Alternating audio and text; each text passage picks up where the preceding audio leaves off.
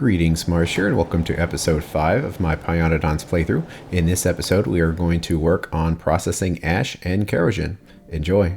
So now that we have steel, we have some more options, and it'll be a very quick research, so we might as well grab the grappling gun. It just has the main gun and the ammo. So we'll hit that, and then we need our next piece of technology. And how about we go with ash separation, because that's kind of the biggest issue of the factory right now. It just has a bunch of ash. This unlocks the solids separator. Building able to split apart a mix of solids. It's a steel building, of course. And we put in 10 ash and get a percentage chance back of coal dust, iron oxide, and soot. The coal dust is a 3 megajoule fuel, so it's essentially the same as raw coal. But hey, it's free fuel and we can throw it on our belt to get sent to where it needs to go. And iron oxide we can turn into plates. And then this soot we can send through another solid separator, and we'll get a percent chance of iron, copper, ash, aluminum, zinc, and lead. And that's kind of funny that it creates ash, so then you have to send it back to the first one. But that will allow us to process all of this ash we're holding on to. And things are looking okay. Iron is slowing down a little bit, but it can't really be helped. We certainly can pull resources off this belt and send it back there, but it's kind of awkward. So I'd rather just let it go at the speed it's going to go at. And energy usage, we're doing okay. Certainly the foundries are the biggest energy consumer, but this is well within what our power plant can do right now. Do we need more wood? Oh yeah, we are basically out. I suppose that means it's time for another walk to get more. I'm trying to avoid doing too much preemptive research because, well, for one, I like to analyze technology before I research it. I think it's pretty easy to forget what research you have and what items you can make if you just research a bunch of stuff without thinking about it. But also for the presentation on YouTube, I'm trying not to research things too far in the future, so after I talk about the technology, very soon after you'll actually see the build rather than have to potentially wait an episode before you see it. It's just harder to follow that way, I think. So I don't terribly mind having to do this walk, because there isn't much else for me to do right now other than just wait for the research, so this is something to do. I just wish it was faster. Of course, we have the grapple gun now. That would make it faster. But unfortunately, the ammo is based on real coal, not raw coal, so we can't build it out here. Man, I keep forgetting, like, it's so far out here. Now that we're making steel, at least our mining time is a lot faster when we're mining by hand. It also affects manually picking up machines too. So it helps in a wide variety of circumstances. Do I just do this whole thing? Well, we are here, so probably should. The more of it we grab per trip, the less trips we're ultimately going to have to make. And I'm not sure if I mentioned why I use the deconstruction planner, but then I'm manually chopping the trees down. It's just to put X's where you hold your cursor to chop the trees down. Because it can be kind of hard looking at the graphics to actually find the tree, but the X's tell you exactly where they are. So that's why I'm using it. We're going to have a really big haul of wood this time. It's specifically because we have the steel axe that I'm willing to stay out here and chop for a little longer. Because I really don't want to come out here again. We probably will. And there we go. 629 logs. Our biggest haul yet. And the long walk back. Watch there be a forest that's much closer than this, but I just don't know where it is, so I have to go to this faraway one. But it's a big map and a lot of ice, so I really don't want to manually explore any longer than we have to. Okay, now we need to calculate an ash build. And we can actually do it with our power plant here. You basically need 3 solid separators to handle 2 belts of ash, and that will create a little bit of soot, which can be handled by a partial machine. But this machine can actually go anywhere because ash is created in such large quantities and it compresses so well when you process it that you can actually send these 3 items to wherever they need to go in the factory rather than try to process everything locally. So let's make a build for processing ash. And actually, another important thing to note here is that this setup for our power plant creates 45 megawatts. However, it takes about 5 megawatts just to clean up the ash. So right now, ash is actually a significant power hog of the factory. And of course, having the grappling gun would be nice too. So we'll just make that. And we need the ammo. We're not going to need ammo very fast. And we'll blacklist the ash, make 1 stack, and let it do its thing. You just pick a place to go and grapple. And the distance of the grapple depends on where you're pointed. So if you point it really close to your character, you only do a tiny grapple. Where if you do it really far away, you get max distance. And of course, you can just hold spacebar and keep grappling. So if your tiles aren't very good on the ground, this is a good way of moving quickly. And you get 10 shots per grapple ammo. Just when the minibus stops is when we need more stuff. And these buildings are expensive. A single solid separator is 50 steel. So that's kind of why I wanted to have a pretty decent setup here, because I knew we would need quite a bit of steel. So this setup is basically going to be as close as possible to the thing that is generating the ash, just because ash is so voluminous and it crunches down so well. So we should make it right next to the power plants. The thing we're going to get a lot of is the coal dust. These other two things we're going to get a lot less of, so we can potentially just put those on the other side of the belt. And if you think about it, if you have a belt with, let's say, a bunch of stuff on it, you can sort it to 3 different things, because you can have an inserter here, here, and here. 2 of the items you can basically sort as much as you want, because you can have all these inserters, but 1 thing you can only sort a little bit of. So see how much faster it is to pick things up with our new axe? So 10 ash with inserters that do 0.77 means we need 13, which is a weird number. And if we do 7 on each side, that gives us 14, and symmetrical is better than not symmetrical, so we're doing it. And then we can have belts going each direction and have filter inserters on each side. One side would need to be the coal dust. Let's make it that side. And it's a white list, and this one will be also coal dust, but a black list. And this is an awkward machine to use poles, because they just don't reach the full distance of the machine. So you've got to jump across. And sure, something like this. And it's all connected. So we can stop picking up the ash and start processing it. And there it goes. It does go through it very quickly. And ash is one of the last byproducts that our factory has had to deal with. So it'll be nice to get rid of it. And it's possible this machine can clog up because all of its outputs are percentages. So if you get lucky or unlucky, depending on how you look at it, the machine might actually have to slow down and wait for the inserters. But let's pick all these up, and it's going to look something like this. The soot and iron oxide on one side, and the dust on the other. Since we're going to have multiple places producing these items now, we kind of want to process them all in the same place. Well, certainly the dust needs to go here. The iron oxide should be somewhere around here. And the ore should also be somewhere around here, so our final processing location is probably going to be in this area somewhere. So we have yet again another cross-factory belt to get these resources where they need to go. And up, up, up, and there it goes. You can see that we're creating it very quickly. For now, we'll just make 1 soot processing machine and then go from there as we need more. It does mean that we don't really need to be processing this iron oxide here anymore. We could send it somewhere else. And then we'll have an underground here just there, so that will allow the dust to continue. And we should probably have these belts going the other way. I don't know how we're going to do that, but this is our junk belt. So if we send something in, it will find where it needs to go. Meanwhile, this other stuff has to be combined. And now it is actually sorted, left and right sides. That is so awkward. And we'll just shoot this on the other side as the Kerogen and just let it work itself out. But it's going to get sent through all of the machines and burned. Someone who sees this factory and doesn't know any better might think I don't know what a splitter is. Well, it looks like the backup has cleared out, so are we also clearing out of our ash backup as well? Pretty much. It's just working through here. These don't have any ash at all. Probably the best way of getting rid of your, let's say, ash debt in your factory is just to take the ash and direct insert it, because it stacks in units of 1,000, and it's super easy for you to just maybe put it in the first 2 and leave this last one to process things, rather than trying to put it all on belts.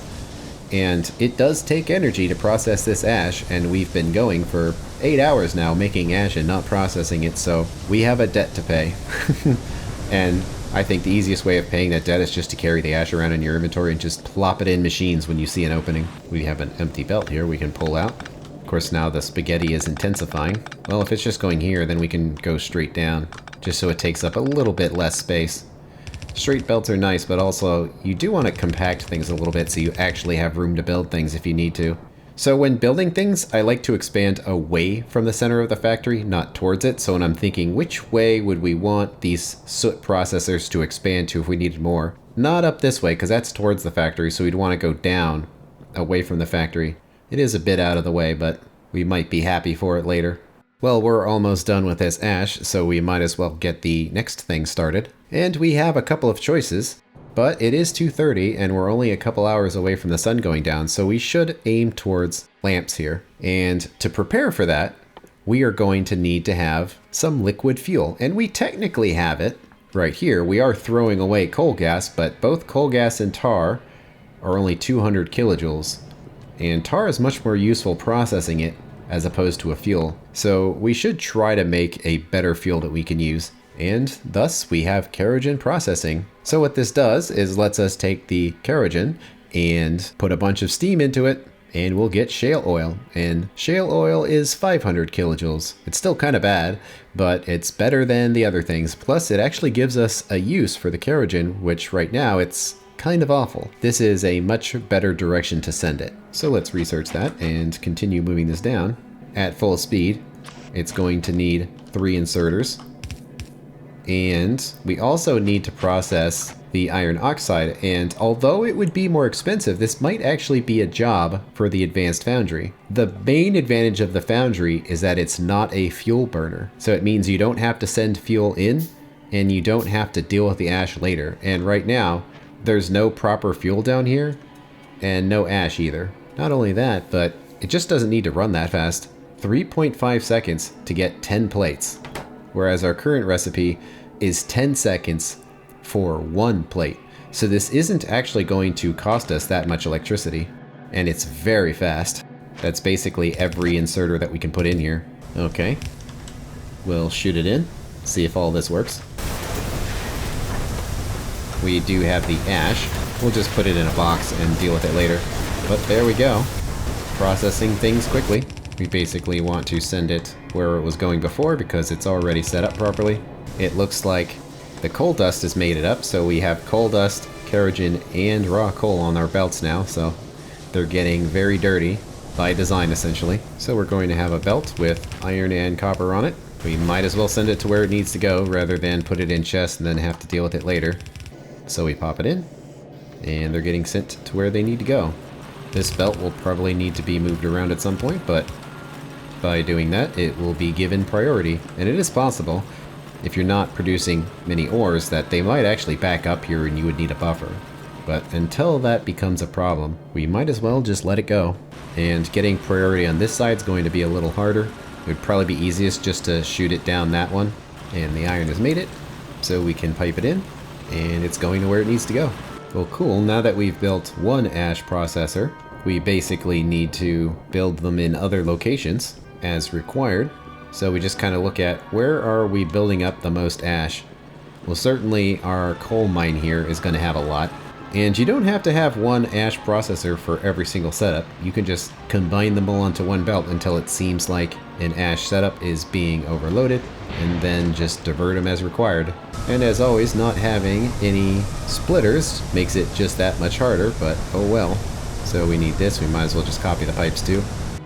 Although, if we send this belt all the way up there, it can actually pipe into the back of this setup, and then it would work without any crazy sorting. It's so far away, but I'm thinking that's actually the best solution here. Sorting mixed belts is not something we can do very easily. 30,000 ash in there. So in it goes. Start dumping ash. And then we have this setup. We might as well have it go down instead of up. Another 12,000 ash. So how much are all of those solid separators using in power? Well, quite a bit, as you can see. Our biggest energy consumer now. But since we're not making very much steel, we are all right. Okay, we'll come around. And let's try to start going on the outside of the factory because it's really busy in there. And whenever anything is really busy, if you just go on the outside of the factory, you will minimize the amount of conflicts you create. Because if something doesn't have to go through the middle of the factory, then why do it? If you haven't seen pipe before, you probably weren't expecting this level of spiral spaghetti. It's not just spaghetti, it's spiral spaghetti. It's being made here, sent up here, just to share a belt up here, to then go down here, get split this way, get split this way.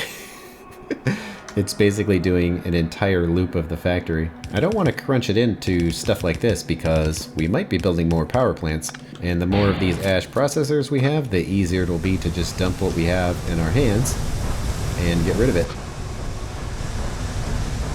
And it is quickly being processed. So hopefully now you understand why I was sorting all of the ash before we actually could process it, because I knew that if we already got it out of the machines, then all we would have to do is connect a few belts and we would be fine. And here we are. Belts have connected and it looks like they're all lined up, so around the factory they go. Well, this has been collecting ash for a long time. Yep, our inventory is absolutely and completely filled with ash. And also it looks like we had a spoilage. Now we have the, I'm going to call that the starfish flower. That a little bit went bad. Man, we have such an ash debt. So one way of making sure we haven't forgotten anything is just to do a search for storage and say we're looking for ash. So of course our character has it. These iron chests here are where we're choosing to store it, but also we've got some there, and that makes sense because we do actually have to deliver ash to this setup. So we can't process all of the ash away, just most of it. Now the only chests that have ash are the ones where we're just waiting to be able to process it all. And in total we've got, I don't know, about 160,000 or a little bit more. So that is how much we built up in just a couple hours. But it looks like everything's working, nothing's getting sorted in a weird way. Now that this is running, we've got a little bit of aluminum, a little bit of zinc, and a little bit of lead.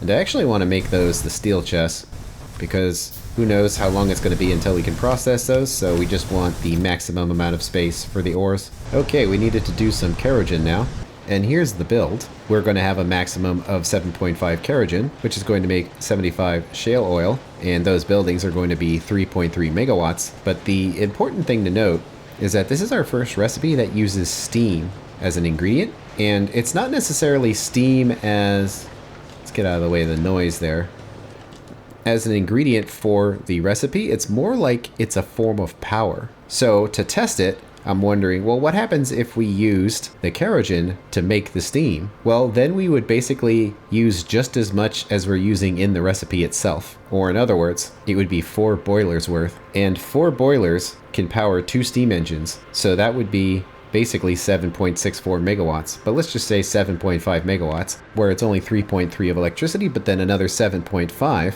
for the steam. So in reality, this is basically a 10 megawatt process. So be very wary of things that have ingredients of steam. So we definitely don't want to burn the kerogen because there's going to be nothing left for the shale. So we probably need yet another power plant, and it's going to be one making just steam. So basically we want to copy the exact same thing. It's not going to have the steam engines, but otherwise the build is the same, and we might as well make it identical. So if we wanted to convert it to using the steam engines, we could. And sure, we can just smush it right there. And now connect all this back up. We just need to put a pipe right down the middle of each side and connect it. We don't need this much steam right now, but we might as well build what is essentially a balanced setup, and I guarantee you we're going to need all this steam anyway, so that's why I'm just doing it now. It is a little annoying having to send the belts of coal around the factory, but honestly that's something I'm pretty used to anyway. That if you want every single thing that uses coal to be near the coal patch, it's going to be very busy in there. And these machines are all hooked up, so we might as well start them on ash duty. Well, this power plant's going to require 2 more belts of coal. And it's getting to the point now where figuring out how to do it is starting to get awkward. Copper is getting very low. Both of them are low, but I think copper might be the thing that slows down first. Luckily, we have found quite a few copper patches. They're just so far away. That's chromium right there, so we'll see. So that's going to create our belt, and the ash will be sent to where it needs to go. And boom, we've got 2 more belts. And I guess we'll just go along here. Well, that's 1 stack of ash taken care of. 4 more boxes to go. It actually goes pretty fast when you have several setups of this scale, that you just keep dumping 1,000 ash into each machine until they're finally good. And how's power? Well, doing okay, but it's all solid separators because of all of this ash we're taking care of. But in goes the raw coal, and these will just make steam. And that steam will be used for recipe ingredients, but it's essentially power in a different form. Okay then, finally, we can work on this. We need 2 retorters. And where would we want to put this? Well, certainly next to where all the Kerogen is, because we don't want to send this all around the factory. And right now it's being sent down here to be put on the fuel belt, but that actually doesn't need to occur anymore. And we could put it right here, but as I said before, it's better to put it away from the center of the factory rather than towards it. So let's put them out here. And as you can see, they are huge machines. The steam will come from somewhere, and our output will be the shale oil, which for now, we might as well put in a tailings pond because that's the only way we can actually store liquids right now. So, sure, seems good. Well, this is the edge of the mine. Will a underground reach here? Heh, awesome.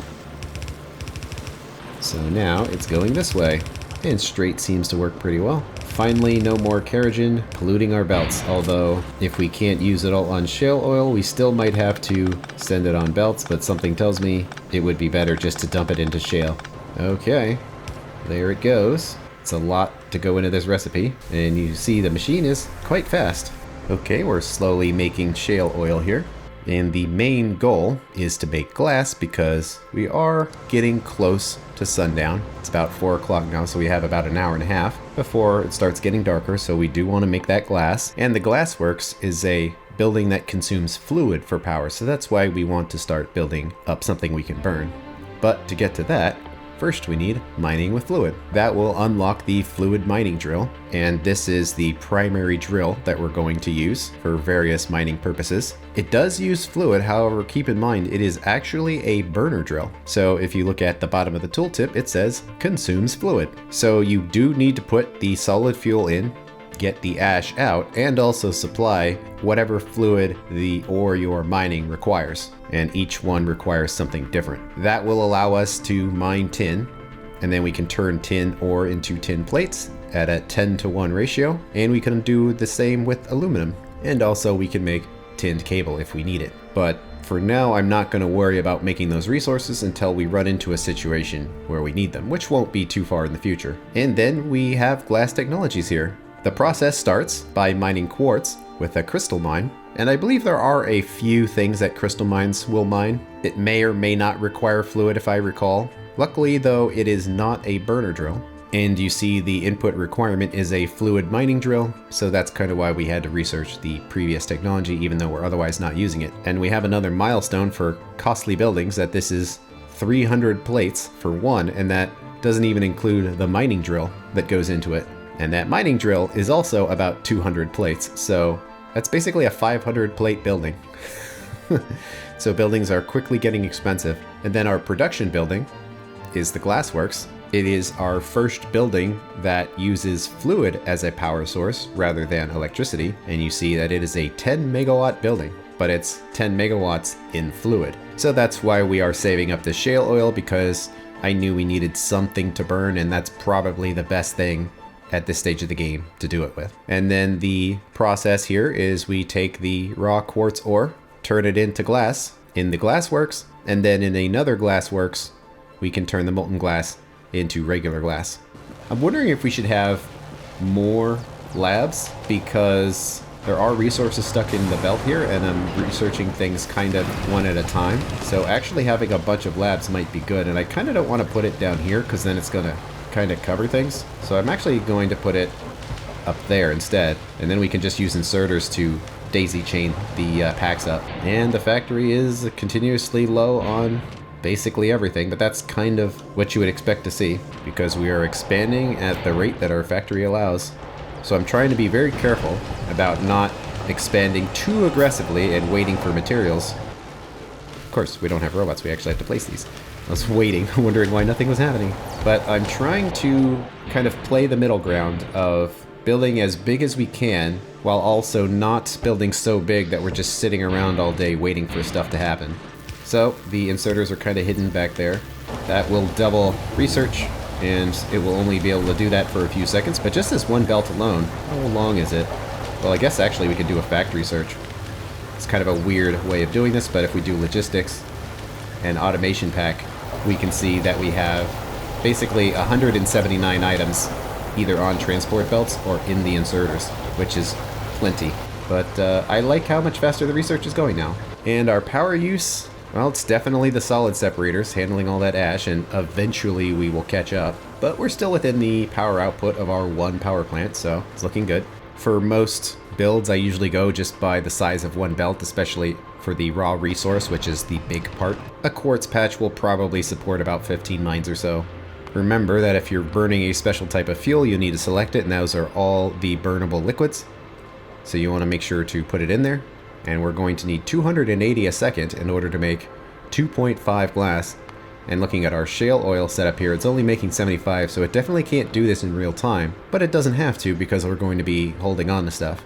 But also, we are going to get better technologies that will allow us to make more glass for less input fuel. So I think this is okay. I usually like to go a little big because in Pi, if you find out that something is way too small, it can be incredibly annoying to expand, so much so that you might decide to just give up. So I usually try to go with what I'll call realistically oversized. And having one input belt coming from a mine seems to be realistically oversized. It definitely wouldn't want to be a half. It's nice looking at the fuel belt that all of that annoying kerogen is not there anymore. Now it's all of the coal dust from dealing with ash. Alright, well, we have buildings to build, but also we need to kind of wait for resources to catch up. So we need to find where the quartz is going to be. And well, that was fast. It's right there. Because you have your starting resources. Titanium I don't think is part of the starting resource. It just appeared there. But other than that, the patches can be anywhere. So you might have to go searching. And also don't feel like you have to mine every one of these, because Pi gives you way more than you'll ever need.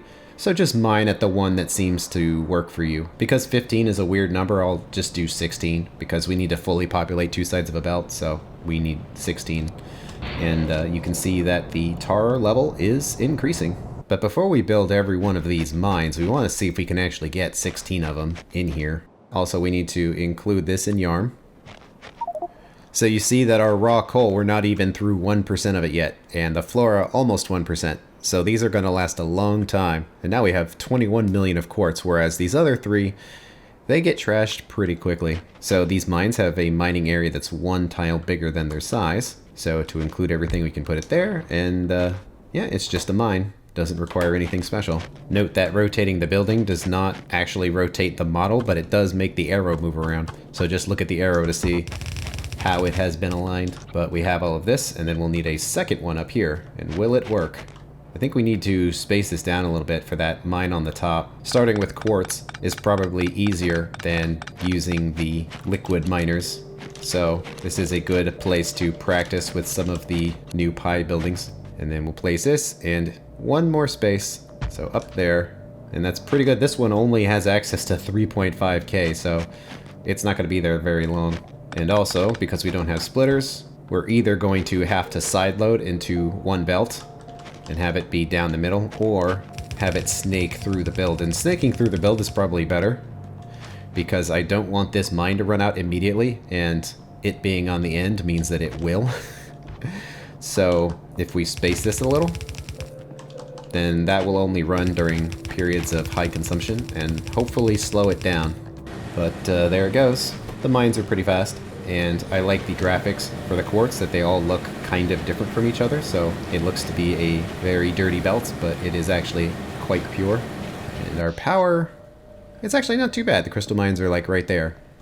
And our build says we're going to need 6.3 megawatts, which isn't too bad, but then the fuel, 280 times basically 0.5. So it's 140 megawatts of fuel and 6.3 of electricity. So that kind of shows you the how much power buildings can use besides just electricity. You need to pay attention to the liquid fuel, and you need to pay attention to the steam.